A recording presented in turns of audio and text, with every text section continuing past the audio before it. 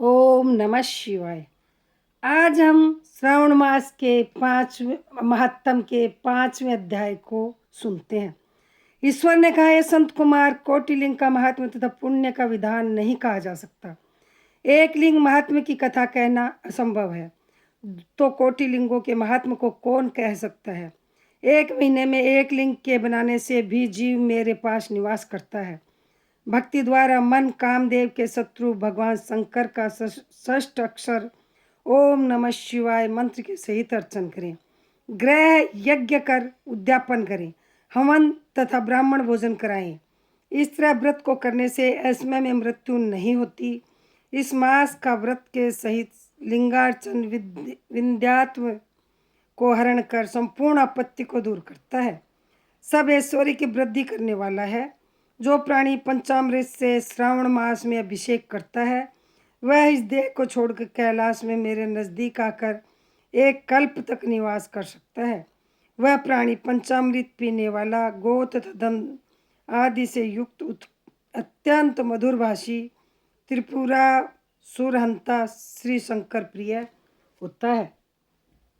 जो इस महीने में पत्तल पर भोजन करता है, वह सोने के पात्र में भोजन करने वाला होता है तथा शाक त्यागने मात्र से शाक का कर्ता होता है। मनुष्यों में उत्तम होता है। जो भूमि ही पर संयन करता है, वह कैलाश में निवास करता है। जो इस श्रावण मास में अति सुबह एक दिन भी नहाता है, उसे एक महीने के नहाने का फल मिलता है। इस महीने में जितेंद्रिय होने से इंद्रिय जन्य बल प्राप्त होता है। इस महीने में स्फटिक मणि, पाषाण, मिट्टी तथा मरकत मणि निमित्त शिवलिंग में या स्वयं उत्पन्न या बनाए हुए या पिसान निर्मित या पीतल आदि चंदन मक्खन या किसी निर्मित शिवलिंग में एक बार अर्चन करने मात्र से 1000 ब्रह्म हत्या भस्म हो जाती है। सूर्य ग्रहण, चंद्र ग्रहण, अन्य किसी सिद्ध क्षेत्र में लक्ष्य जप करने से जो सिद्धि कही गई है, वह इस महीने में सिद्धि एक बार जप करने से मिल सकती है। दूसरे समय में किए गए नमस्कार तथा प्रदक्षिणा से जो 1000 का फल मिलता है, वह फल इस महीने में एक बार करने मात्र से मिल सकता है। मुझे प्रिय इस श्रावण महीने में देव पारायण करने पर सब वेद मंत्रों की अच्छी तरह सिद्धि हो सकती है। इस महीने में बिना पुरुष सूक्त के पाठ के एक दिन भी न बिताएं। जो इसको अर्थवाद मात्र कहता है, वह प्राणी नरक को जाता है। समिधा, चरु, तिल, घी से ग्रह यज्ञ करें। धूप, गंध, पुष्प, नैवेद्य आदि से भेद द्वारा अर्चन करें। शंकर के रूपों का यथोचित ध्यान कर शक्ति द्वारा कोटि होम, लक्ष होम और आयुत हवन करें। तिलों के ब्राहित मंत्रों से हवन करें। इसी को ग्रह यज्ञ नाम से कहा गया है। संत कुमार, अब वार कहूँगा, आप सुने। हे नग, आपसे पहले रविवार व्रत को कहूँगा। रमणीय प्रतिष्ठानपुर में सुकर्मा नामक एक दरिद्र ब्राह्मण कृपण भिक्षावृत्तियों में तत्पर था। एक दिन सुकर्मा ब्राह्मण ने धन्य भिक्षा के लिए प्रतिष्ठानपुर में घूमते हुए किसी गृहस्थ के घर में स्त्रियों को देखा। वे स्त्रियां आपस में मिलजुल कर एक रविवार के उत्तम व्रत को कर रही थी। उसी समय उस ब्राह्मण को देख उन स्त्रियों ने अर्चन को जल्दी से ढक दिया। उस ब्राह्मण देव ने उन स्त्रियों से अर्चन विधि को जानने की जिज्ञासा की। हे साध्वी स्त्रियों, आप सबने क्यों इस व्रत को ढक दिया? आप दयालु हैं, मुझ पर कृपा करें, इस व्रत की विधि कहें, क्योंकि परोपकार के तुल्य तीनों लोकों में अन्य धर्म नहीं है। समदर्शी रहने वाले साधु पुरुषों को तो परोपकार ही स्वार्थ है। दरिद्रावस्था से मैं दुखी हूँ। यह उत्तम व्रत श्रवण कर व्रत को मैं भी करूँगा। इस व्रत के विधान तथा फल को कहिए। स्त्रियों ने कहा, हे द्विज, यदि व्रत में उन्माद या प्रमाद, विस्मरण, भक्तिहीन या अनास्था करेंगे तो इस व्रत को तुम्हें कैसे दे। उनकी ऐसी वाणी को श्रवण कर उत्तम ब्राह्मण ने कहा, स्त्रियों में ज्ञानी तथा भक्ति युक्त उत्तम व्रत को करने वाला हूँ। इस तरह उसकी वाणी सुनकर उन स्त्रियों में से एक प्रौढ़ स्त्री ने रविवार के व्रत तथा उसकी विधि उससे कही। श्रावण मास के शुक्ल पक्ष के पहले रविवार को मौन होकर उठे, ठंडे पानी से स्नान कर, नित्य कर्म कर, पान के पत्ते पर 12 परिधि वाला मंडल लिखें। उसको लाल चंदन द्वारा सूर्य नारायण के तुल्य गोलाकार लिखें। उस मंडल में संज्ञा नाम वाली स्त्री के सही सूर्य का लाल चंदन से पूजन करे। घुटना जोड़कर भूमि पर स्थित हो सूर्य के 12 मंडलों पर अलग अलग लाल चंदन से युक्त लावा तथा जपा ओड़हुल के पुष्प से युक्त अर्ध को श्रद्धा भक्ति से श्री सूर्य नारायण को दे। अर्थ को रक्ता अक्षत जपा पुष्प उपचारों द्वारा युक्त करे। नारी केल बीज खंड शर्करा से युक्त सूर्य के मंत्रों को कह कर नैवेद्य दे।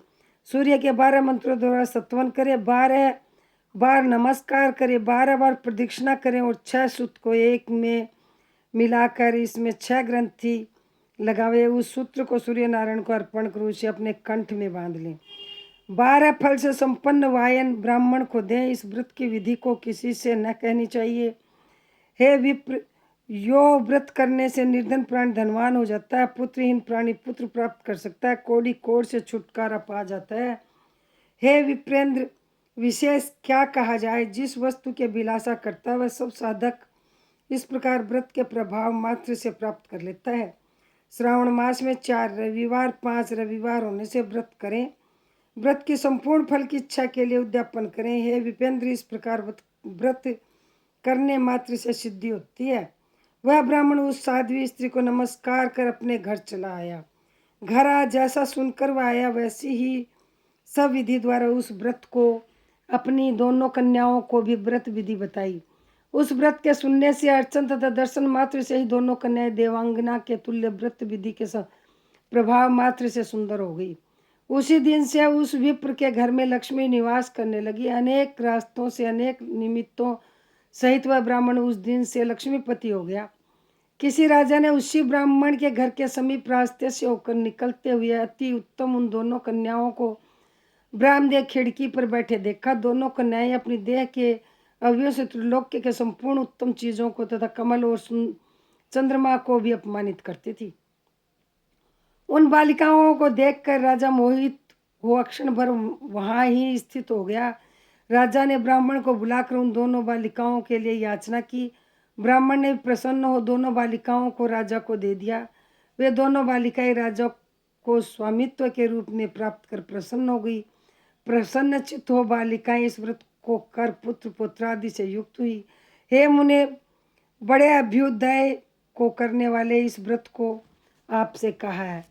यह श्रावण मास महात्म का 5वें अध्याय का हमने पाठ किया है। यदि मेरा ये वीडियो आपको अच्छा लगा हो तो मेरे चैनल को सब्सक्राइब करें। नहीं कर रखा हो तो सब्सक्राइब करें, लाइक करें, शेयर करें, बेल आइकन प्रेस करें, जिससे मेरा अगला वीडियो आपके पास जल्दी पहुंचे। कमेंट ज़रूर से करें। यदि कोई कमी हो तो मुझे ज़रूर से बताएं, जिससे मुझे पता चले। मेरी कोशिश रहती है हर बहन की मैं सहायता कर सकूं। ओम नमः शिवाय।